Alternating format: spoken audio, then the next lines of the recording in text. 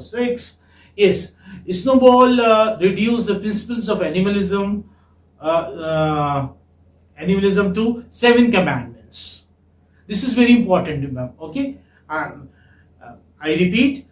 Snowball reduced. Snowball. Who is the Snowball? He's one of the leaders. One of the leaders. And who is he? Is he a pig or? He's a pig. He's a pig. Okay, good. Remember this. Yes. Snowball reduced the principles of animalism to 7 commandments. What were these commandments? You are supposed to remember these commandments because they are very important. Sometimes you have a long question also, essay type question also on 7 commandments, like how 7 commandments are formed and how were they violated gradually as the novel progresses. Okay, they can be a very long question also, like essay type question. So I'm just, I would be writing 7 commandments here. Who is Wimper? Wimper is a solicitor. Remember this, solicitor. Here I can write 7 commandments. Okay. Okay. Yes. The pigs revealed that during the past 3 months, they had taught themselves to read and write.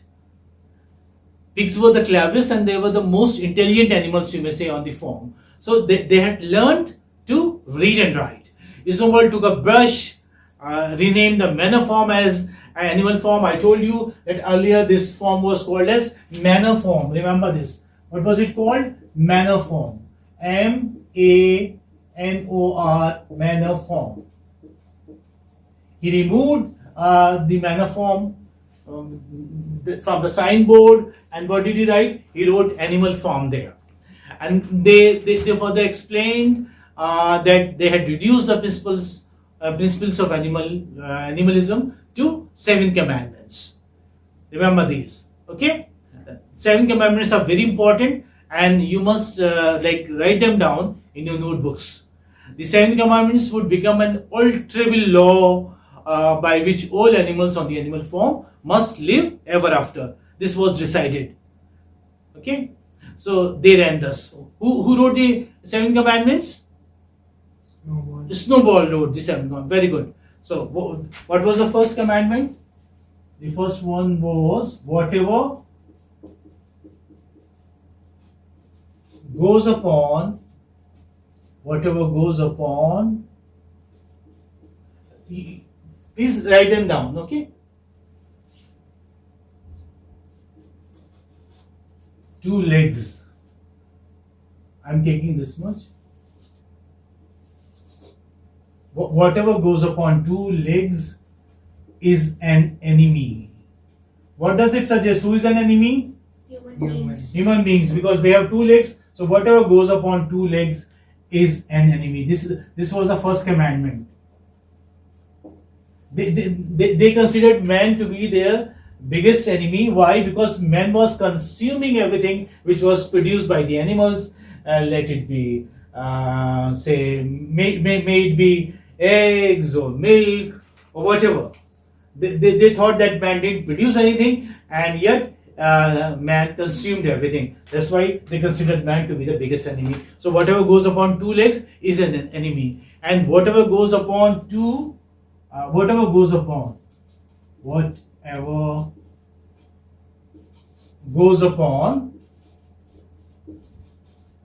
legs, and the later part was added afterwards. Whatever goes upon 4 legs and has wings,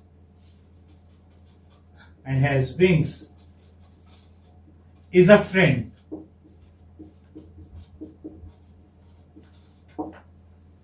Okay, because this the birds and all, they said, well, we do have 2 legs, so how can we be enemies of animals? So whatever goes upon 4 legs, that means animals, and has wings, that means birds. So birds and animals are friends. So whatever goes upon 4 legs and has wings is a friend. This is a very important commandment. Okay, and no animal shall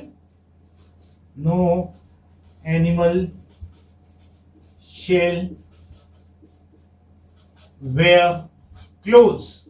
Means whatever is done by human beings or whatever they do, they won't imitate them. The animals won't follow them. So they hated everything that was done by Mr. Jones or the human beings, the human race. So no animal shall wear clothes. Number 4, no animal shall drink alcohol. Who drinks alcohol? Men. Okay, drinks alcohol. No animal shall. Have you seen the movie 10 Commandments? Okay, in Bible you have 10 Commandments. The Old Testament there. So like that's why it all begins. No man should steal. This is how they begin. So that's why the name commandment is given to them. No animal shall drink alcohol.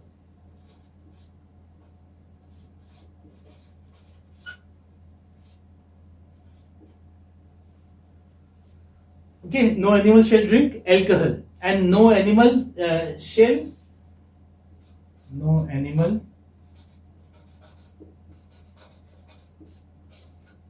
I hope you are writing them down. Yes, sir. No animal shall sleep in bed. Sleep in bed. Who sleeps in bed? Human beings sleep in bed. Mr. Jones. So, no animal shall sleep in bed. No animal.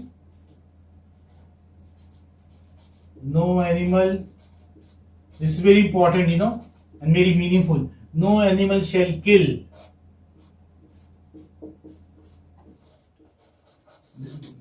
No animal shall kill any other animal. This is very important. What do human beings do? They kill other human beings, which is a bad thing. So this is very, suggestive and very meaningful.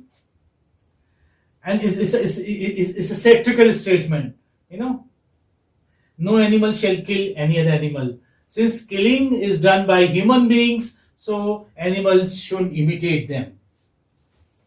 And the last one is all animals are equal. This is all animals are equal. This is also important. Very important, the most important. Last though not the least. Okay, last but not the least. All animals are equal. Human beings should be saying this. Okay, but we do not find equality in human beings. We have the rich, we have the poor, the blacks, the white, the apartheid. So many discriminations are there, prejudices are there on the basis of languages, on the basis of caste, on the basis of religion. So many. So men, they do not follow this maxim. All animals are equal. All men are equal. They should be saying that all men, we should love one another. So I repeat, this is something very important. Whatever goes upon 2 legs is an enemy. This is the gist of the animal form, you may say. Formation of these 7 commandments and the violation of these commandments in the course of the novel forms the backbone of the novel. Okay? It is a central thing. The entire story of animal form is based on these 7 commandments. Formation and violation. How do they break? This happens, rules are formed, but rules are not, followed by the rich or by the powerful. Rules are meant only for the poor. So this is what you would find in the course of the novel. Whatever goes upon 2 legs is an enemy. Whatever goes upon 4 legs and has wings is a friend. No animal shall wear clothes. No animal shall drink alcohol. No animal shall sleep in bed. No animal shall kill any other animal. All animals are equal. Okay? Yes. Now, what problems did the animals face in the beginning? When in fact we got freedom from the English in the 1947, we faced innumerable problems. Why? Because earlier it wasn't a rule. So it was very difficult to rule the country in the beginning. And that's why you must have heard the speech of Jawaharlal Nehru, the stoic speech, A Tryst with Destiny. Remember? Yes. So yes. So initially, when you take a charge of something, it is difficult to handle it. So same was there on the animal farm also. What problems did the animal face in the beginning? What work did the pigs do? The rebellion had been achieved and the animals were in control of the farm now. They had overthrown Mr. Jones, or they had thrown Mr. Jones away from the animal farm. So whose rule was there in the animal farm now? It was the rule of animal farms. Yeah, animals. They were the masters. Okay, they were the masters of the farm. They were not ruled by anybody. They had their own rule there. So now they needed to harvest the hay. However, it was a difficult task as the animals were not adapted to the tools that were required for harvesting. They didn't know how to plow and how to use those tools. So it was difficult for them. This is very funny, but this is very significant. Moreover, the tools required the animals to stand on their hind legs. This is again very funny. They were not used to stand on their hind legs and work as human beings do. The pigs were the think tanks. They would do all the thinking work. Why? Because they were considered very intelligent animals. So the pigs were the think tanks of the farm, and hence they did not work at all. They wouldn't be working. On what pretext weren't they working? They would give the pretext that they were very intelligent, and so they were doing the work of thinking. They were doing the brain work. They were the think tanks. Remember the phrase. They assumed the position of leadership and started to direct and supervise the functioning of the farm. This is very beautifully written. In fact, it never goes stale. It never becomes stale.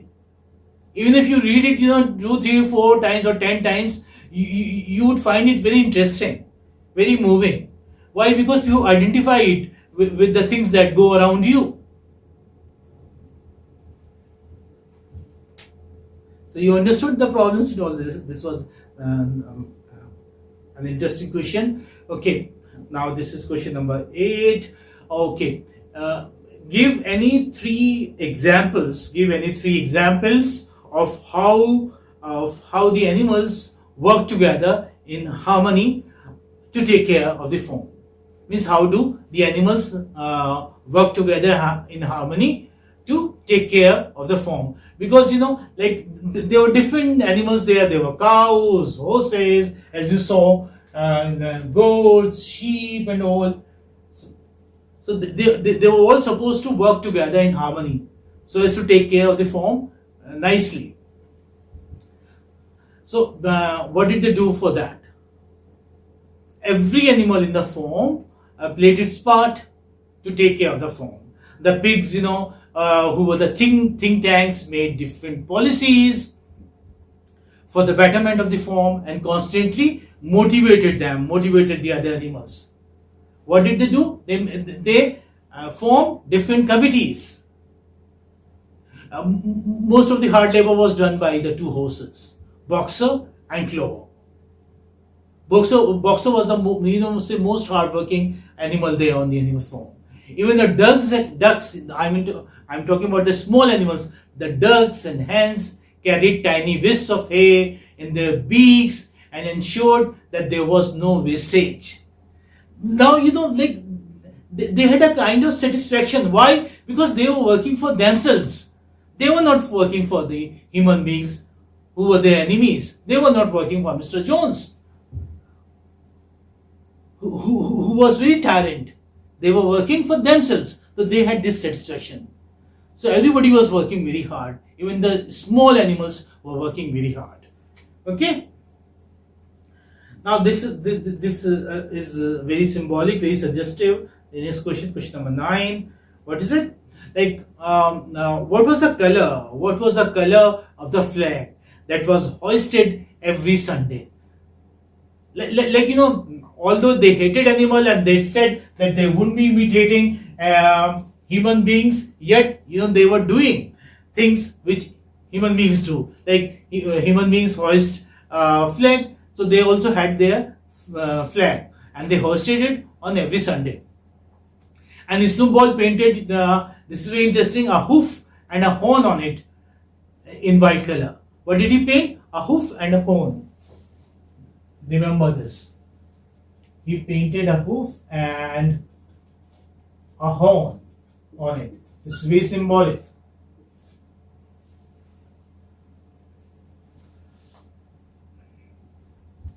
So he explained that what's the color of the flag? It was Green in color. it was green in color, and hoof and horn, they were white in color. They were painted by Snowball. Snowball explained that the green color represented the green fields of England.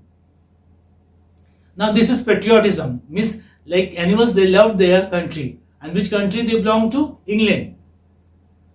He explained that the green color represented the green fields of England, while the hoof and horn signified the future republic of animals which would arise when the human race had finally been overthrown. Although they had overthrew Mr. Jones, but still human beings were residing on the earth. So this was a dream. When the entire human race vanished from the earth. Is it okay? Yes. Yes.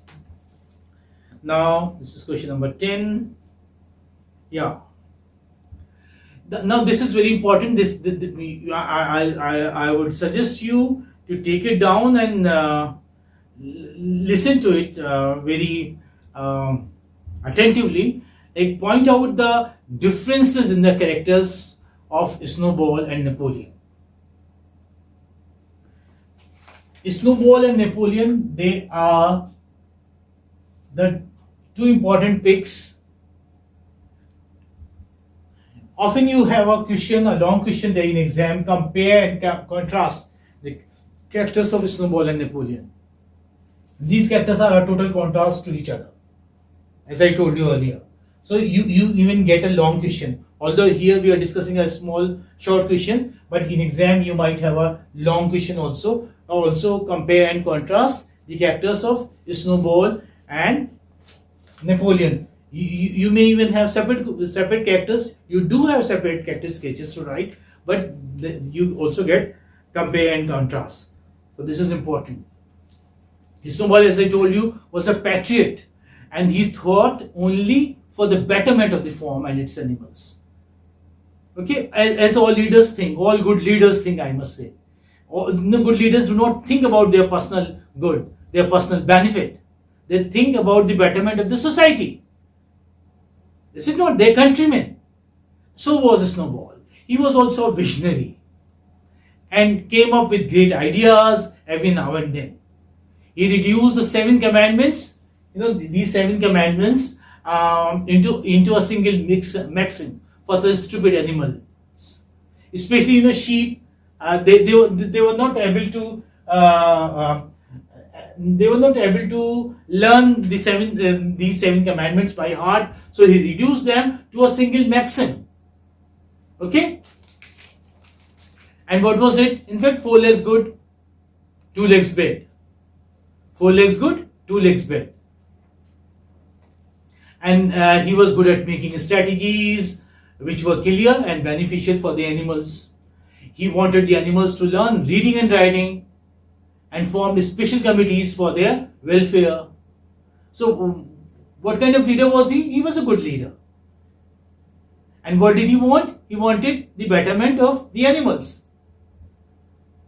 So he had all positive traits, you may say. On the other hand, Napoleon was a tyrannical dictator. Dictator is the right word for him.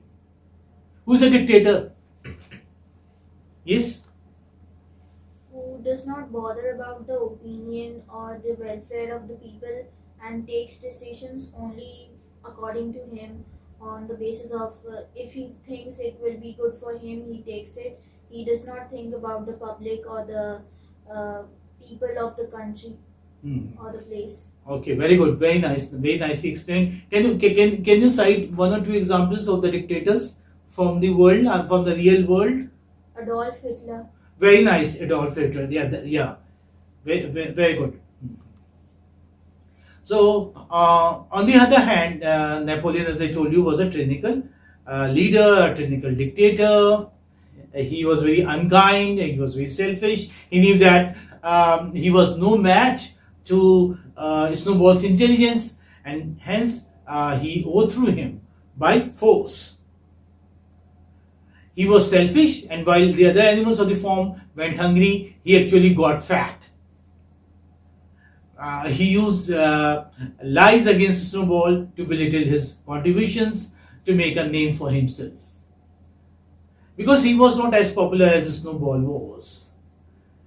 So he knew that he wouldn't be able to win the favor of the animals by true means, by healthy means. So what did he do? He used bad means or unhealthy means for that. He in fact threw Snowball away from the farm by force. He used lies against Snowball to belittle his contributions. He was greedy, and in no way you may say thought for the good of the animals, greater good. He took no interest in Snowball's committees, the committees that were formed by him. Okay, he said that the education of the young was more important than anything that could be done for those who were already grown up. Like, there were grown up animals there, and there were 9 pigs also, 9 puppies. So he was more interested in upbringing those 9 puppies. Okay, why? Because he wanted to bring them up, and in fact, in the course of the novel, we see that they turn out to be ferocious dogs. These young puppies, they turn out to be ferocious dogs, and they become his bodyguards. And whosoever raises his voice against Napoleon, he gets them killed with the help of those ferocious dogs. So other animals, the small animals, they were all very afraid of Napoleon and his dogs, puppies. Okay, you have understood this? Yes, sir. Yes. Okay, good. Thank you.